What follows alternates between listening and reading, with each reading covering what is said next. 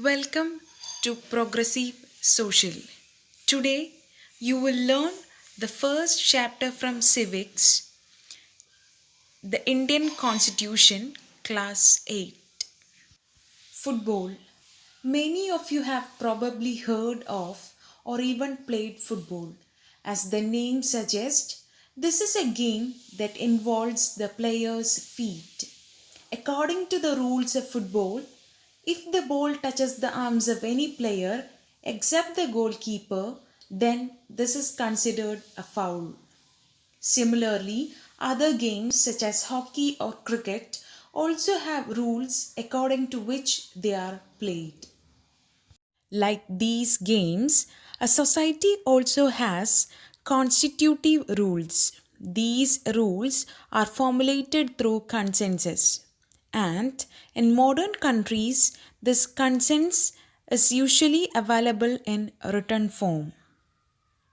That is the constitution. So, constitution is a set of rules that guides how a country, a state or other political organization should work. All democratic nations have constitution, but not all nations with constitution are democratic. Now, let us discuss why does a country need constitution? A country needs constitution to maintain law and order in the country so that peace could be maintained. If a country will not have a constitution, then there will be a lot of disputes in the society. We know that India is a democratic country and is known for its diversity. Diverse religion, beliefs, practices and customs. Just imagine there is no any rules and regulation in our country.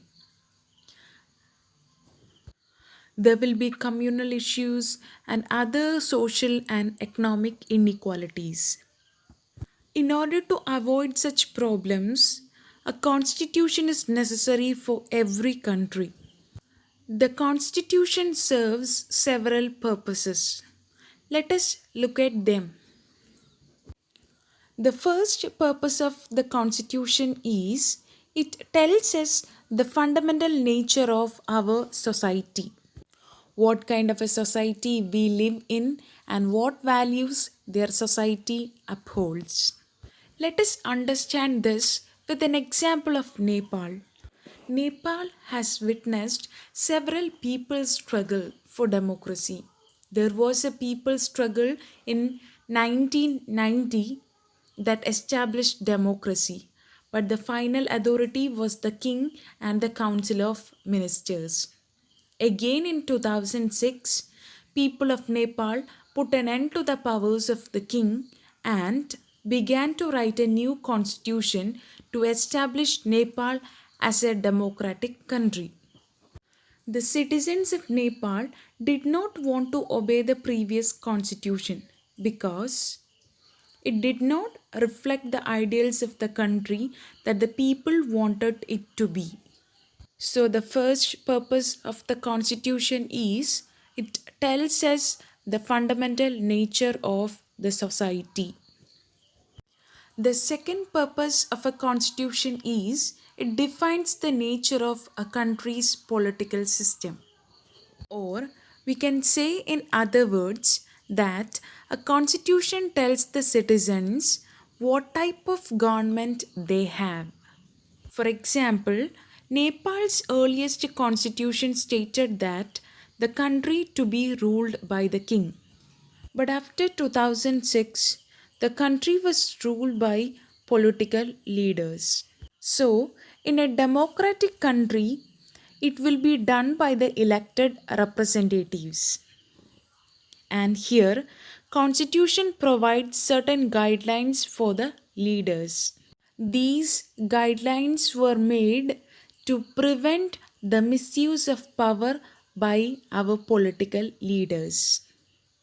In democratic countries, there is always the possibility that the leaders might misuse their authority. But the constitution can prevent this misuse. Sometimes dominant group use their power against less powerful. This domination is of two types: inter-community domination and intra-community domination. If one community dominating another community, it is called inter-community domination. And member of one community dominating others within the same community is called intra-community domination. In order to avoid such unhealthy situations, a constitution is necessary. The third purpose of the constitution is it saves us from ourselves. The constitution helps to protect us against certain wrong decision that we might take. For example, we know that India is a democratic nation. Some of the people believe that it is better to move to a monarchical form of government than a democratic one. But we cannot move to a monarchical form of government. The provisions in the constitution prevent these kind of actions. So, the constitution saves us from ourselves. The history behind the framework of the Indian Constitution. Do you know the Constitution of India was written by 300 representatives who met for a period of more than 2 years? The Constitution was adopted on 26th November 1949 and came into effect from 26th January 1950. Thus, 26th November celebrated as Constitution Day and 26th January as Republic Day. To ensure the participation as diverse as possible, partly elected and selected from all sections of society and from almost all the states. There were representatives across the religion, region, caste, educational, and political background. Dr. B. Rao Ambedkar was the drafting committee chairman of Indian Constitution, and he is known as the architect of Indian Constitution. As he belongs to a lower caste, he understood the problem that the minorities are facing. So, provisions were made to protect the minority community.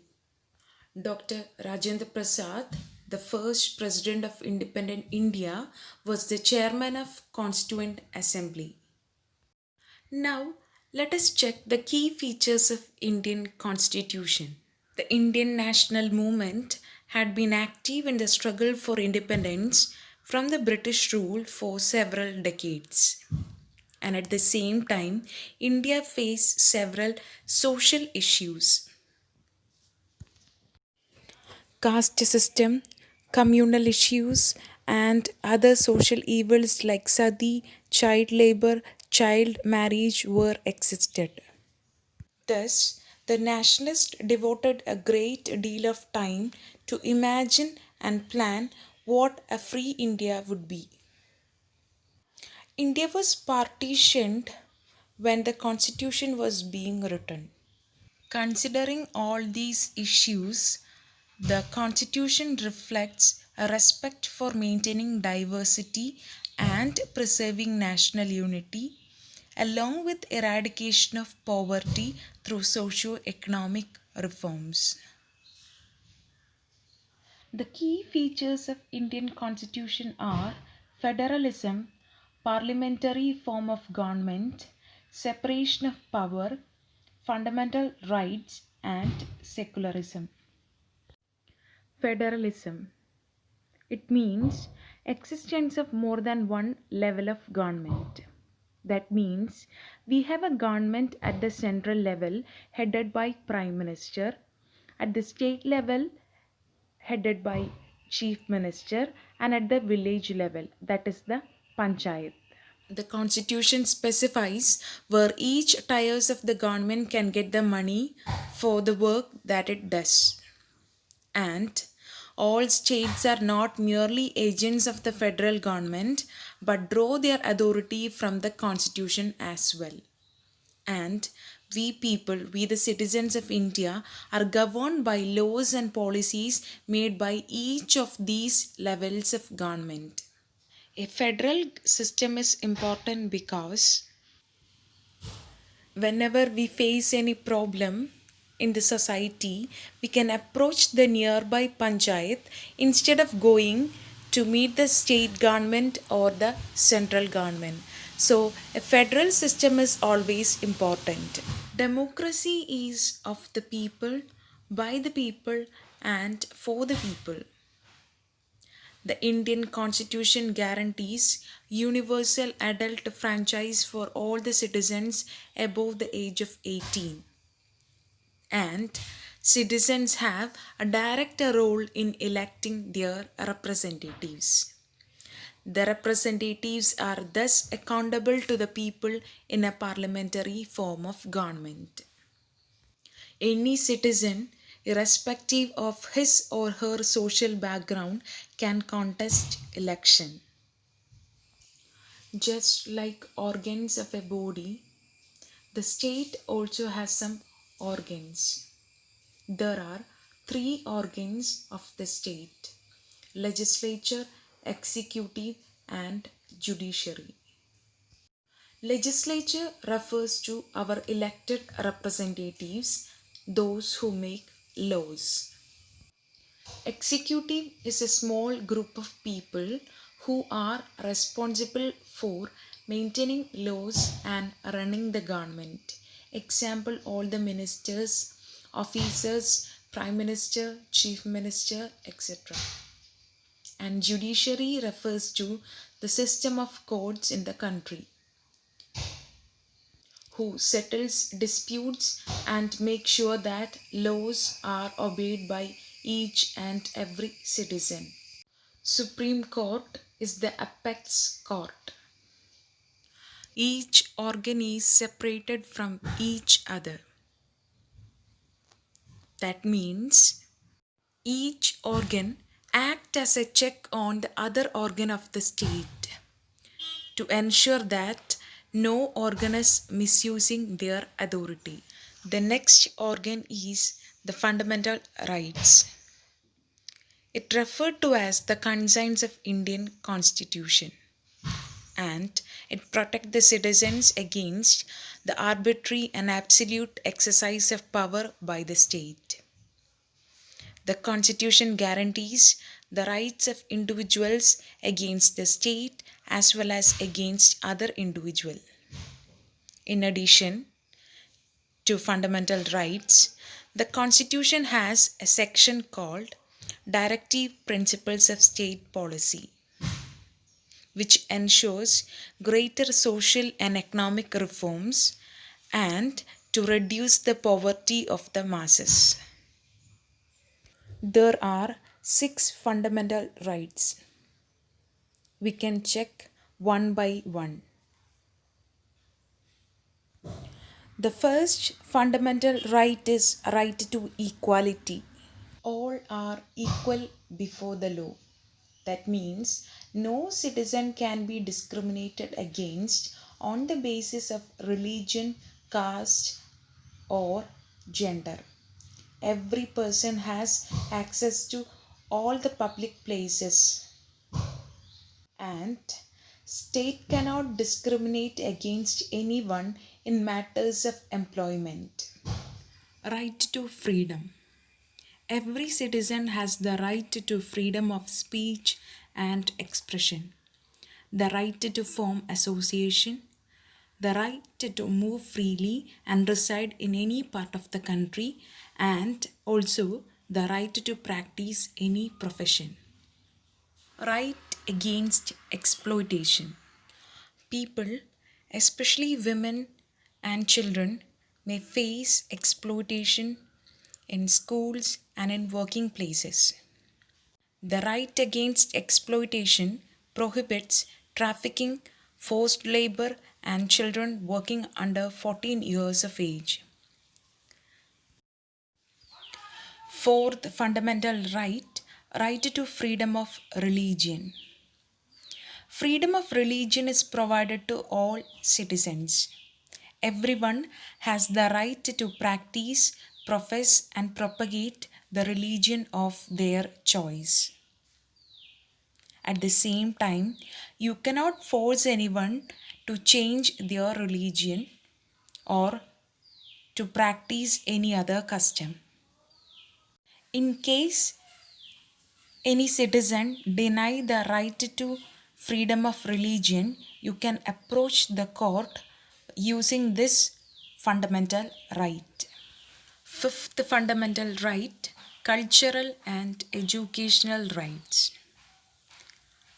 All minorities, including religious and linguistic, can set up their own educational institutions in order to preserve and develop their own culture.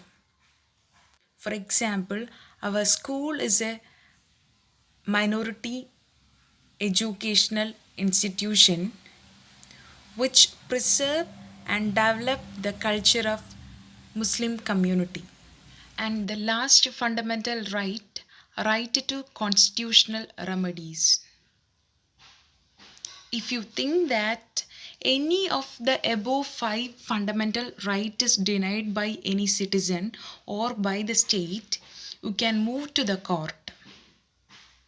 So remember, whenever anyone deny the freedom of religion or right to equality or right to freedom, you can approach the court using this right to constitutional remedies. The fifth key feature of the Indian Constitution is secularism. Secularism means the separation of religion from the state. A secular state is one in which state does not officially promote any one religion as the state religion. In this module, you learn that constitution is a set of rules that guides how a country should work. The purpose of constitution are it tells the nature of a society. It defines the nature of a country's political system and it protects us from ourselves. The key features of Indian constitution are federalism, parliamentary form of government, separation of power, fundamental rights and secularism. All these features were made to protect all sections of society including the minorities.